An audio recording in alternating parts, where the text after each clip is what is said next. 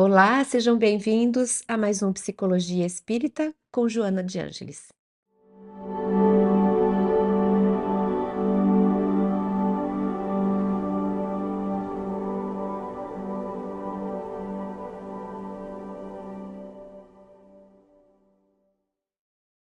O episódio de hoje é especial e antes de estar aqui com vocês, eu me propus a fazer uma oração pedindo permissão a Jesus para poder abordar esse tema, consciente do quanto somos pequenos e não temos condição de falar, de explicar, de estudar, de refletir com propriedade a respeito do amor, essa virtude por excelência. Então, trazendo realmente consciência do quanto estamos distante de entendermos o que é o amor, é que estamos aqui e vamos começar a nossa aula pedindo para que Jesus compense essas nossas fragilidades, imperfeições, fraquezas humanas, desses espíritos que somos ainda muito mais próximos da linha de partida do que de nossa meta, que é a perfeição. Que Ele possa ter mais um pouco de compaixão com a gente e nos ajude a acessar o que é, na nossa capacidade de compreensão, o que é o amor. Jesus é o amor vestido no corpo humano. Ele veio nos mostrar pessoalmente. Ele permitiu que nós, assistindo, pelo menos pela nossa imaginação, com base naquilo que somos capazes de ter, das informações que foram deixadas, nós conseguimos visualizar as cenas do amor andando sobre a terra. E era Jesus, em cada lugar, passando por cada pessoa, trazendo cada palavra, em todos esses instantes. Era o amor na forma de um ser humano. Então, Joana de Ângeles, no seu livro Jesus e a Atualidade, ela dedica um capítulo para mostrar para a gente como era Jesus, símbolo do amor. E ela começa dizendo que em toda a sua vida, a vida de Jesus, toda a vida de Jesus se desenvolveu num plano de integração profunda com a consciência divina, conservando a individualidade em um perfeito equilíbrio psicofísico. Como consequência, transmitia confiança, porque possuía um caráter com transparência diamantina, que nunca se submetia às injunções vigentes, características de uma cultura primitiva, na qual predominavam o suborno das consciências, o conservadorismo hipócrita, uma legislação tão arbitrária quanto parcial e a preocupação formalística com a aparência em detrimento dos valores legítimos do indivíduo. Joana começa o seu texto mostrando que o que diferenciava Jesus para ser a expressão concreta na Terra do verdadeiro amor era a sua consciência por estar em integração com a consciência divina. Então vamos parar um pouquinho aqui para falar um pouquinho a respeito do que seria essa consciência. Por que que é pelo desenvolvimento da consciência que nós acessamos esses patamares mais altos da espiritualidade nobre superior? Por que que é pelo desenvolvimento da consciência que nós nos aproximamos do amor, das leis divinas, da perfeição de Deus, de Jesus e de Deus? Joana trabalha em toda a sua série psicológica, em todos os livros. Ela traz em algum momento alguma reflexão a respeito dos níveis de consciência, do desenvolvimento da consciência, do funcionamento do nosso aparelho psíquico, da estrutura de consciência, de inconsciente. E ela mostra para a gente sempre que a evolução espiritual nada mais é do que uma outra forma de dizermos do desenvolvimento, da evolução do próprio psiquismo, da própria consciência. Ou seja, quanto mais nós temos uma consciência ampla, mais maduros, mais evoluídos e mais amamos. Quanto menos temos consciência, quanto mais nossa consciência é voltada para o próprio umbigo, quanto mais fechado, quanto mais sombra nós temos, quanto menos amplitude de consciência, mais imaturos, mais infantilizados, mais egoístas e menos amor nós vivenciamos. Então, quanto mais nós conhecemos a nós próprios, mais consciência temos de si e da vida. E, por consequência, estamos também desenvolvendo mais o amor. Tanto que os maiores personagens que passaram pela Terra, no sentido moral, no sentido espiritual, foram aqueles que mais tinham consciência do que era essa realidade e aqueles que menos eram egoístas e mais eram amorosos. Quanto maior o espírito, maior a consciência de si, inclusive do seu tamanho, e maior a propensão ao amor. Nós lembramos, por exemplo, de Sócrates, que é considerado um precursor do espiritismo. E ele tinha consciência maior do que a humanidade da sua época. Ele enxergava a vida de forma mais transcendente, mais ampla. Ele não compactuava daquela mentalidade fechada, primitiva, egoísta. E ele não se permitiu ser corrompido e nunca permitiu corromper. Ele vivenciou as virtudes nobres na medida da sua condição. Por isso que para a gente é um espírito de referência. Ele era o maior, no entanto, foi visto e se colocava como menor. É verdade, Sócrates, que você é o maior espírito reencarnado aqui nesse momento? A pitonisa disse lá no oráculo.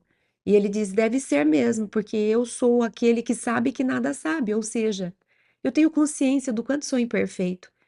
Isso de verdade deve ser uma visão maior do que aquele que é desse tamanho e se acha gigante.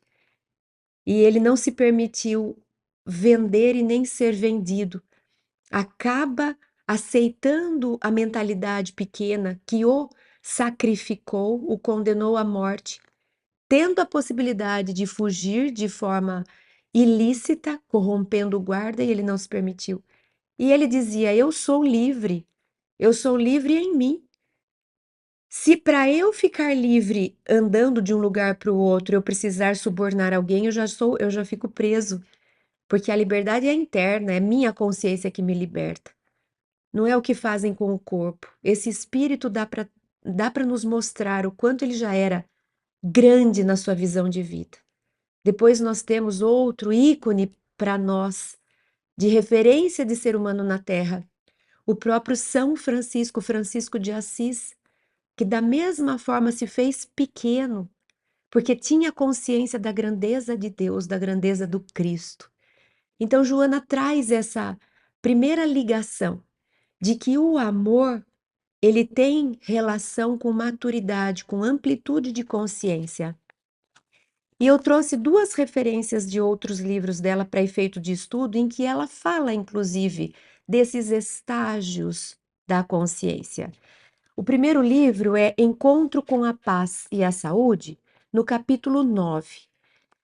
E Joana traz aqui um pesquisador, um pensador, Ken Wilber, e em que ele descreve essas fases da consciência. Então, Joana diz: Ken Wilber, analisando os estágios da consciência, reporta-se às fases pré-pessoal, pessoal e transpessoal. Na fase pré-pessoal, ainda, segundo ele, a consciência estagia no sensório físico, fantasmagórico emocional e com mente representativa. Ou seja, ele chama de fase pré-pessoal quando a gente quase que nem se deu conta do espírito que é. A gente vive quase que de maneira animal, como o animal é instintivo. Então, nós nos movimentamos pelo físico e pelo sensório, ou seja, eu vou atrás daquilo que afeta minhas sensações, eu vou atrás de prazeres da carne, aqueles que atiçam os hormônios, que estimulam os hormônios. É um fantasmagórico emocional no sentido de que nem sei o que está acontecendo comigo. Eu vivo as emoções, na verdade, porque as emoções é que me fazem, me levam, me controlam. Eu nem sou capaz de pensar a respeito das emoções para poder coordená-las. Então, é a fase pré-pessoal, quando eu ainda não tomei consciência do quanto sou senhor de mim mesmo e vivo mais que arrastado pelos apetites sensoriais, de prazer, de facilidades. Depois, continua a mentora. Na segunda etapa, a pessoal, vive-se a mente regra-papel, mente reflexiva formal, visão lógica. Aí a gente entra nessa fase que a humanidade entrou da ciência, dos modelos empíricos, dos laboratórios, das medições, e a gente se encanta com a capacidade do cérebro de raciocinar, de descobrir, de criar, de inventar. E nesse momento a gente se desconecta do que transcende a matéria. A gente se encanta com nossa capacidade de explicar a matéria, de dominar a matéria. E aí nós ficamos presos na pessoa. O homem é o centro do universo. Olha como nós somos capazes, o que nós somos capazes de fazer. Aí cresce o orgulho. Na primeira fase, parece que existe uma predominância do egoísmo. Eu quero tudo para mim. Eu quero as melhores sensações. Nessa fase em que a gente infla nosso ego, em que a gente acha que a gente não precisa mais de Deus, né? Deus é o ópio, como já foi falado por pensadores anteriores. Então, nessa fase, parece que a gente se encanta tanto com a gente que a gente não precisa de mais ninguém. Eu me basto, né? Sou autossuficiente, não preciso de nada além da matéria.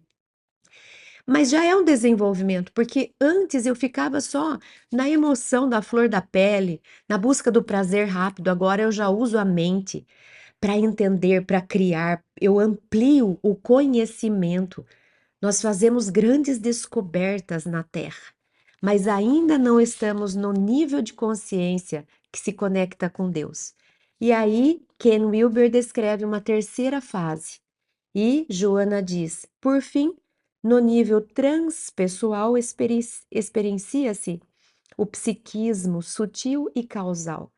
É quando a gente fala, tá bom, eu já conquistei as coisas da terra, eu já ganhei o dinheiro que eu queria, eu já tenho currículo, eu tenho diplomas, eu sou reconhecido, as pessoas sabem meu nome e eu continuo com vazio.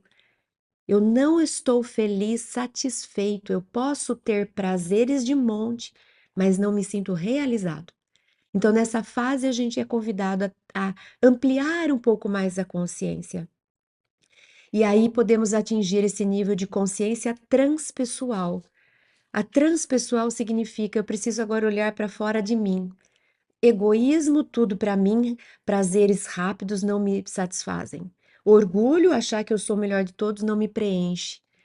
Agora eu olho para além de mim. Eu olho para cima, encontro Deus. Eu olho para os lados, encontro meus irmãos. E isso passa realmente a me dar realização de vida. Esse é o nível de consciência transpessoal. É nesse nível que Jesus está, em que ele passa por cima dos seus próprios interesses e ele vem em busca dos seus irmãos, ele vem para além daquilo que a matéria é capaz de oferecer. Ele vem para amar. Ele vem como símbolo do amor. Tem um outro livro em que Joana cita um outro pensador que também vai falar dos estágios da consciência, que é o livro O Ser Consciente. Também no capítulo 9 do livro Ser Consciente, Joana diz: buscando interpretar o mestre russo de Hoppe, classificou os níveis de consciência em 5 estágios. Agora ela traz esse outro pensador russo E ele descreve os níveis de consciência em 5 fases, em 5 patamares, que são consciência de sono sem sonhos, consciência de sono com sonho, consciência de sono acordado, transcendência do eu e consciência cósmica. Então, ela vai mostrar para a gente que a gente sai quase que de um total inconsciente, quando nem sonho eu tinha. O que que isso quer dizer? Que eu não era nem capaz de simbolizar. Eu era quase que um animal, vivendo por instinto de sobrevivência, me mantendo vivo, crescendo, procriando e buscando sobrevivência e para começar tudo de novo. Estamos falando aqui em nível de consciência de ser humano, do processo evolutivo da espécie humana. Então ele diz que numa primeira fase da humanidade, nós éramos praticamente animais. Assim como os animais hoje, eles, ainda que possam ter atividade cerebral simulando sonho, não é um sonho simbólico que a gente reflete a respeito, que a gente acorda e a gente vai atrás de pensar para ver se tem alguma mensagem. Então é quase que uma consciência de sono, é uma consciência de sono, é quase que um inconsciente. A gente vive com base num automatismo que os instintos nos levam, mas não existe uma reflexão, uma atividade reflexiva. Não existe uma conversa consigo mesmo, com as coisas que tem vivido, pensado, sentido. Mas depois vem uma segunda fase em que começa a aparecer, que ela chama de consciência de sono com sonho. Eu começo a ter alguma atividade interna, começa a aparecer alguns símbolos, e eu começo a, na época da humanidade, pensando na evolução do ser humano, a gente pode pensar na época mitológica, em que os seres humanos começam a pensar com relação a símbolos. Ah, será que o raio destruiu a minha plantação porque o Deus está bravo com alguma coisa que eu fiz? Ele começa a tatear no escuro, tentando entender o que está acontecendo.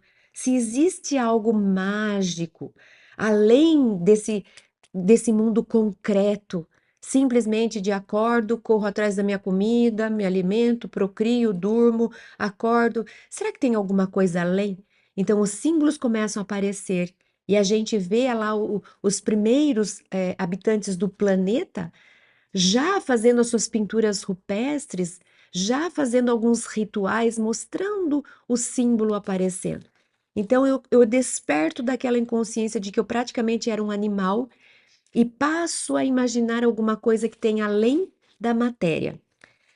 Daí vem um terceiro nível que o pensador chama de sono acordado. Então é como se a gente falasse despertei. Lá no evangelho nosso tem, de Jesus tem, desperta, ó tu que dormes, né? Olha que bonito, que é como se fosse assim, acorda. Agora usa a razão para pensar. Não fica só tateando, será que o Deus do trovão que quis me punir? Não fica só nesse lugar da fantasia, do símbolo. Vamos unir símbolo, fantasia, inconsciente com razão. Então vamos pensar a respeito, vamos usar a lógica. Vamos usar a lógica para entender o transcendente. A gente nessa hora elimina o transcendente e volta só para a lógica, só para a matéria. Ciência explica tudo. Se a ciência não explica, não existe. Imagina que orgulho da nossa parte, que prepotência a gente fazer uma afirmação dessa. Mas a gente faz. A gente faz no nosso auge, na nossa arrogância científica, a gente faz. Então, esse movimento do despertar talvez seja o que nós estamos passando hoje na nossa terra, em que nós fomos começando a acordar. O Espiritismo veio acordar. Tem vida após a morte. Existe livre-arbítrio, você vai responder além dessa vida. Acorda, presta atenção. Existe forma de você facilitar a sua vida, existe forma de você acelerar seu progresso. Aprenda com os espíritos, eles voltam para contar o que acontece. Então é como se eu estivesse despertando para entender o que é a verdadeira vida. E ainda tem mais duas fases que nos aguardam.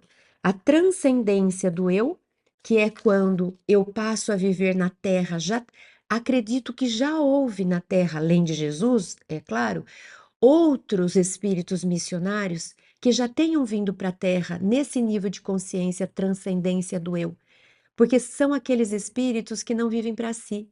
Vamos pensar numa Madre Teresa, que abriu mão da facilidade que ela teria na vida, porque vinha de uma família, de uma condição tranquila.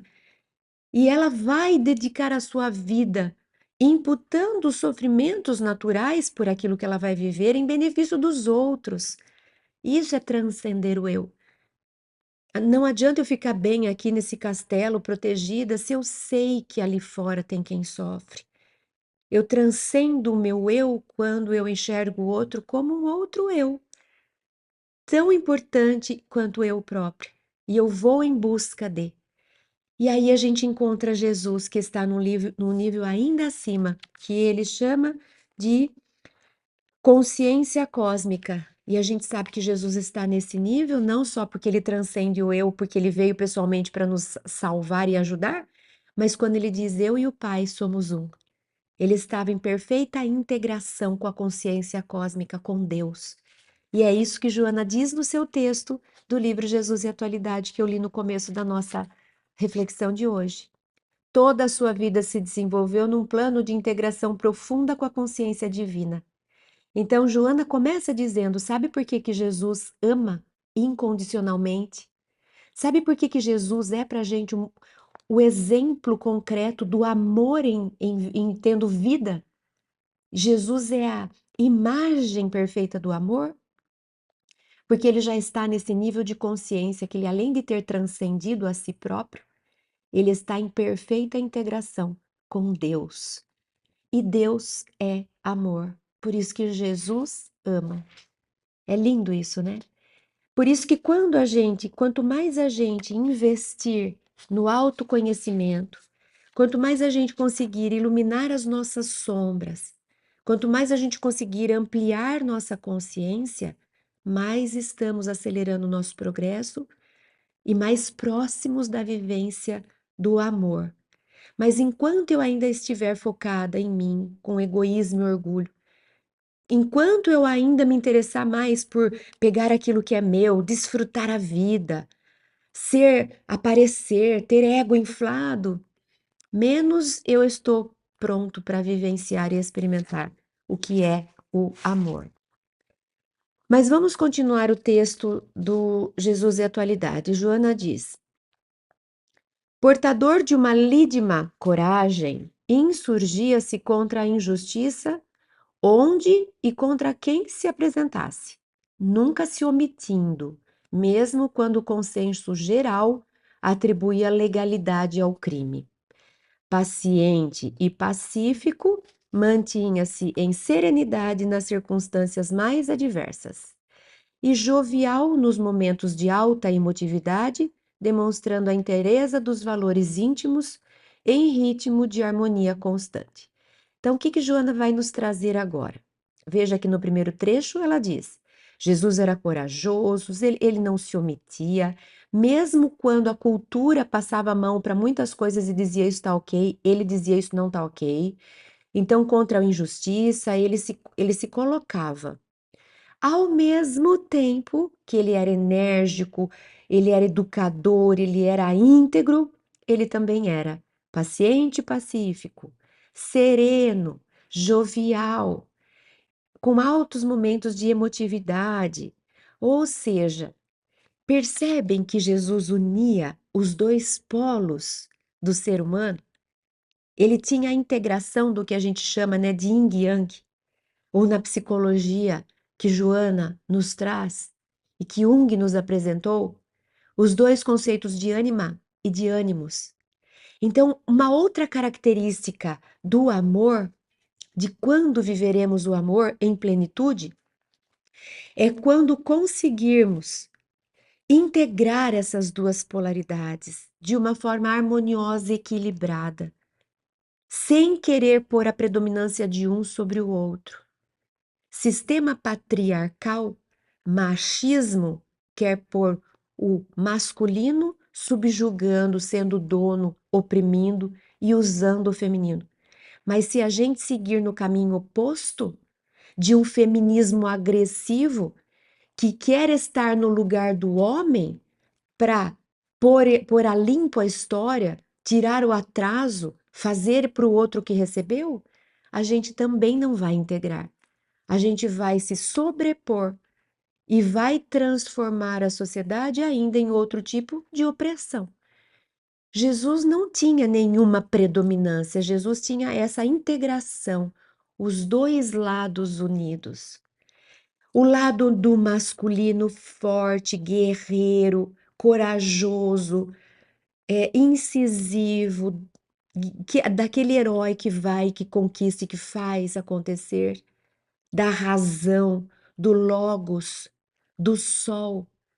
Mas ele tinha o outro lado também, o lado do jovial, da emoção, da emotividade, da afetividade, do colo, da proteção, da empatia, do carinho. Então Jesus tinha o lado ânima e o lado ânimos em perfeita harmonia, em perfeita integração. Por isso que ele dizia: "Deixai vir a mim as criancinhas". Quando todos os seus apóstolos homens estavam afastando, não é lugar disso. E ele se enternecia: "Deixai vir a mim as criancinhas". E ele se enternecia com as dores.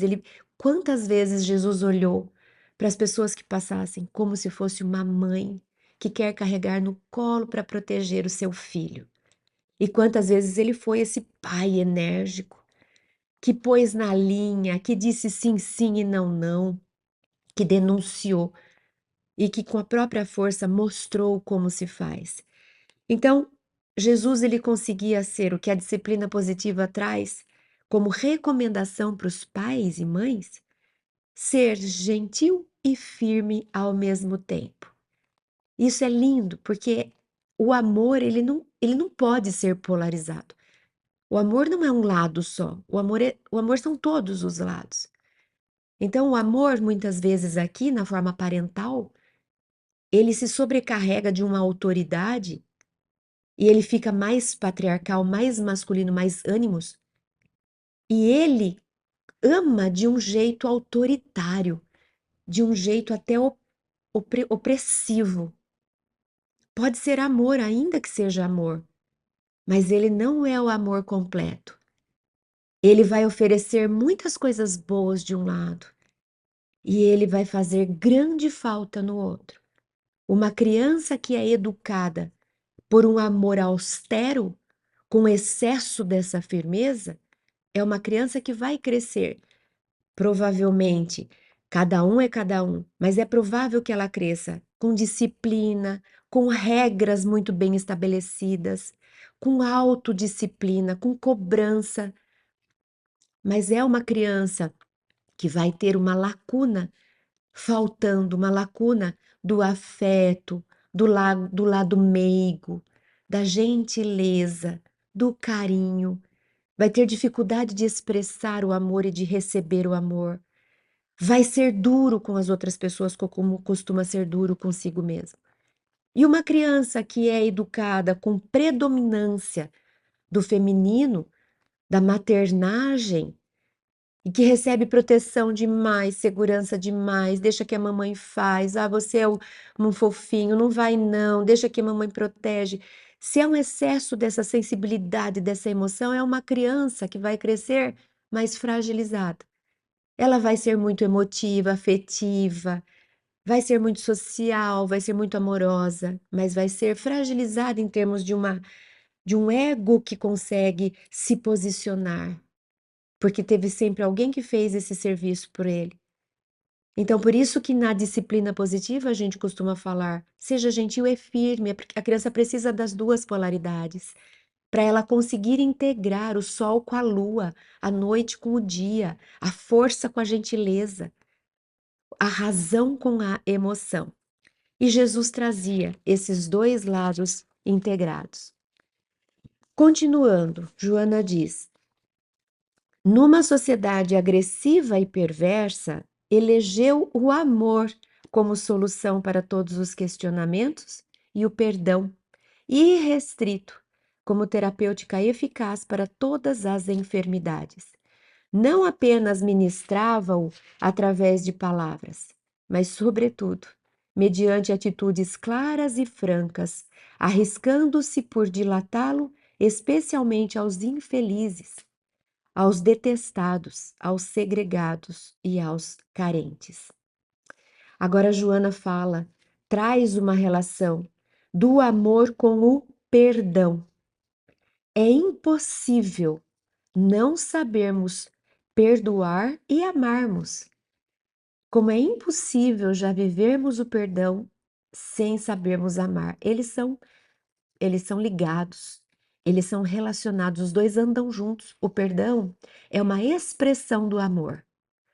O perdão, ele combina com amor, ele combina com respeito, com paciência, com compreensão, com compaixão. O perdão não combina com julgamento, com ressentimento, com vingança, nem o amor. Perdoar é como se fosse a aceitação da fragilidade do outro. Quando alguém me faz um mal, quando alguém me ofende, quando alguém me prejudica, e que eu sou convidada a experimentar, a praticar, a vivenciar o perdão, é preciso que antes disso, porque senão o perdão sai mecânico, da boca para fora, eu faço por obrigação. Eu sei que eu tenho que perdoar, Jesus mandou perdoar, então fazer o quê? Então eu perdoo. Mas nem sei o que é isso. Para esse perdão ser autêntico, original e verdadeiro, é preciso um pré-requisito. É preciso que internamente eu enxergue esse outro como alguém imperfeito e permita que ele seja imperfeito. Se eu enxergo o outro não deixando ele errar, se eu olho para o outro com expectativa de que ele jamais vai me machucar, eu já estou pondo ele numa condição sobre-humana. Eu coloquei ele no lugar que não existe. Eu vou me frustrar. Ou seja, eu estou distante da realidade. Eu não estou com a consciência desperta, com quem tem consciência de que o outro é imperfeito como eu sou. Se eu não enxergar os outros como passíveis de erro, e eu viver com a expectativa de que ninguém vai me ofender, quem vive comigo, não pode um dia estar de mal com a vida e me xingar. Não pode esquecer um dia que eu existo. Não tem que lembrar do que eu prefiro. Se eu tiver essa expectativa, eu vou me frustrar e eu não vou perdoar. Porque não cabe o perdão. Porque se eu espero que o outro não erre, quem espera que o outro não erra nem sabe o que é perdoar, nem parou para prestar atenção nisso. Então, só quando eu tiver realmente uma consciência e eu olhar para o outro sabendo que em algum momento ele vai pisar na bola comigo, como eu vou pisar na bola com quem eu amo, porque isso é ser humano. Se eu não tiver essa plena consciência a ponto de eu não me assustar, quando o outro me ofender, eu não me assustar, eu não ficar irritado, indignado, ainda que a emoção brote, porque eu sou imperfeita, na hora minha consciência me traz. É, mas faz parte, eu consigo fazer o diálogo da emoção com a razão. Mas se eu não espero que o outro vá me ofender, vai me prejudicar em algum momento, eu estou no mundo fora da realidade, eu estou no mundo da fantasia, e nesse mundo da fantasia não entra perdão, não. Então, quando a gente fala, eu não sei se eu perdoei, é uma bela pergunta para se fazer. E começa com a pergunta: em algum momento você tinha expectativa que ele não poderia ter feito o que ele fez para você? Ah, mas ele é meu irmão, ele é meu pai, ele é meu marido. Em algum momento você teve a expectativa de que ele nunca ia te machucar? Não faz sentido a gente viver na Terra, no nosso grau de evolução, achando no fundo que a gente vai viver uma vida inteira com pessoas próximas e nunca a gente vai se machucar um ao outro. Acorda, desperta, ó tu que dormes, traga consciência. Se você não tiver essa expectativa, você não se frustra tanto quanto isso acontecer. Não estou dizendo que isso deve ser, então vamos, vai, faz o que está na cabeça. Não. Estou dizendo que apesar de toda a nossa vigilância, apesar de todo o nosso amor, apesar de toda a nossa intenção, apesar de todo o nosso cuidado, de vez em quando a gente vai escapar.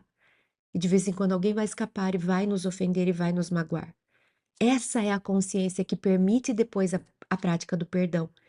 Porque na hora que eu me magoei, que eu chorei, que eu senti, que eu fiquei com raiva, tudo bem. Respira, passou essa primeira auge da emoção, respira e pensa. Aí eu tenho esse diálogo, é verdade, mas somos seres imperfeitos. Ainda que eu demore um pouquinho para voltar ao normal, eu aceito que ele tenha errado. Eu aceito que ele tenha me magoado. Eu aceito que ele tenha me machucado. Faz parte da nossa evolução. Eu também vou praticar isso em algum momento com alguém. Isso é o começo do perdão. Perdão não é só porque é obrigado a fazer, porque Deus mandou fazer, ou seja lá por que for. Começa com essa conscientização de que somos imperfeitos. Esse é o primeiro ponto para a gente poder relaxar e falar: faz parte. Dessa vez foi aí que aconteceu, eu é que estava ali na mira, mas tudo bem, vamos tocar para frente. Tem um livro de Joana que fala um trecho bonito que eu trouxe. O livro é Conflitos Existenciais, capítulo 19, e Joana diz: somente é capaz de amar a outrem aquele que se ama. É indispensável, portanto, que nele haja o auto-amor, o autorrespeito, a consciência de dignidade humana, a fim de que suas aspirações sejam dignificantes, com metas de excelente qualidade. Então, somente é capaz de amar a outrem aquele que se ama. Então, a gente começa com uma pergunta antes daquela pergunta. Eu me permito errar? Ou eu espero que eu vou ser perfeita e que eu só vou fazer tudo lindo, maravilhoso? Primeiro, eu preciso me permitir ser humano no grau de evolução que a gente está hoje. Eu preciso aceitar que eu erro, que eu piso na bola, que eu escorrego, para depois permitir que o outro erre. Para depois, no momento em que a gente se machucar, a gente poder se lembrar que somos imperfeitos e aí sim praticarmos o perdão. Então, primeiro precisa que eu admita meu grau de evolução, para depois permitir que o outro erre, para eu poder perdoá-lo. Eu lembrei também de um texto lindo, que é uma poesia de Tagore, psicografado por Divaldo. Eu trouxe de um CD que foi publicado há um tempo, lindo, que foi musicado. O CD se chama Gotas de Paz e é a 16ª leitura de Tagore. Então, Tagore diz assim: quem disse que amar é sofrer, jamais amou. O beijo do ar da madrugada desperta a vida que dorme. O sorriso da lua engrinaldada de estrelas diminui as sombras.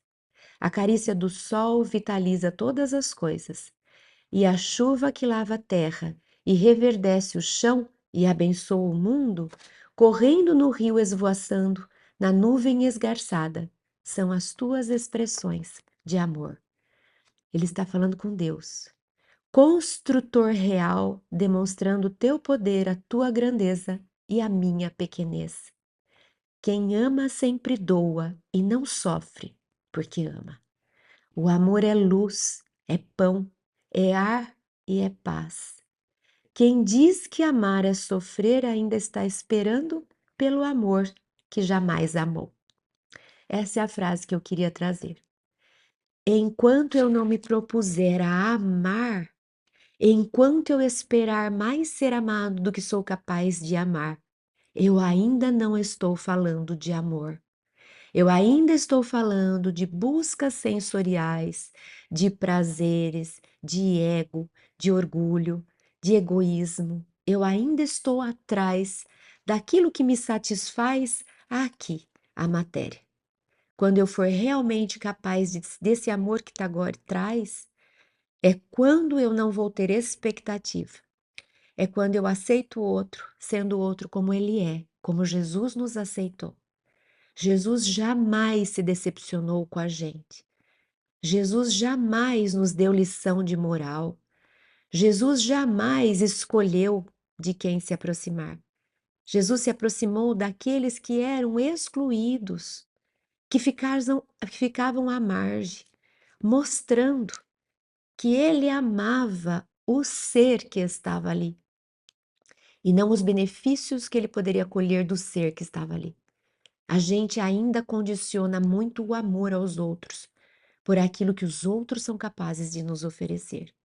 Eu amo esse porque ele me faz ou me deixa de fazer. Eu amo aquela porque com ela eu consigo. Eu amo esse outro porque daqui eu tiro ou eu recebo.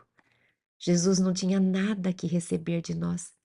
Nada nós poderíamos fazer para oferecer qualquer coisa a Jesus. E por isso que o amor dele era o puro e era o verdadeiro. Porque ele nos amava sendo nós quem somos. Ele nos ama sendo nós quem somos. Então, querer receber mais do que é capaz de dar, ainda não é a vivência do amor. Joana disse: em momento algum ele se submeteu às conveniências perniciosas de raça, de ideologia, de partido e religião, em detrimento do amor indistinto quanto a todos e amplo que o cercavam e o encontravam. Tá vendo? Jesus não excluiu ninguém. Ele se aproximou do samaritano, da mulher equivocada, da estrangeira sírio-fenícia, do cobrador de impostos, da viúva necessitada. Todos seres à margem da sociedade, excluídos, desvalorizados. E Jesus amou a cada um deles da mesma forma, porque Jesus amava o Espírito, o irmão dele, que somos todos nós. Ele incluía. Jesus chorou sobre Jerusalém, invectivou a farsa farisaica, advertiu os distraídos, condenou a hipocrisia e deu a própria vida em holocausto de amor. Nunca se perdeu em sentimentalismos pueris ou agressividades rudes. O amor norteava-lhe os passos, as palavras e os pensamentos. Mais uma vez, Joana nos mostra aqui que Jesus não era polarizado, Jesus era equilibrado, Jesus era a integração de todos os polos. Jesus era a exata medida. Aristóteles não diz que a virtude é a exata medida entre dois vícios? Jesus é esse caminho do meio. Jesus é a integração da luz e da sombra. Jesus é o amor, porque ele não faz distinção. Jesus valoriza o forte e o fraco. Então, não tinha sentimentalismos, não estava polarizado nesse lado sentimental exagerado, como também não era agressivo ou rude. Ele era gentil e firme. Ele era ânima e ânimos. Ele era luz e sombra nesse sentido da integração, de entender o valor de tudo que existe, de sol e de lua, e de alto e de baixo. Jesus enxergava a beleza de Deus em tudo. E é assim como ele nos olhava. Então, para terminar, uma poesia singela, mas que representa essa grandeza do amor que é o próprio Deus, que é Jesus integrado a Deus, que é em nós a centelha divina. Na orquestra divina, cada espírito um instrumento, cada instrumento um tom, uma nota, um som. Cada nota, uma vibração, uma energia, um poder. A afinação é a lei do progresso, harmonizando os instrumentos para a grande sinfonia da vida, que é o amor. Que cada um de nós, que somos uma nota especial e única na sinfonia de Deus, possamos lapidar essa nota, afinar a nós próprios pela lei do progresso, nos ajudando a desabrochar de dentro para fora, saindo do nível de consciência que é voltado para si, buscando essa consciência transcendente à matéria, para a integração com a consciência cósmica, para que a gente se ame a cada um de nós exatamente como nós somos. Aí sim seremos capazes de vivenciar as virtudes nas nossas relações. Obrigada, Jesus, por vir ser o amor na forma de um ser humano e nos mostrar o caminho em busca da perfeição que vai nos levar, sim, também à vivência desse amor transcendente. Obrigada pela atenção, pela presença de vocês e até semana que vem, se Deus quiser.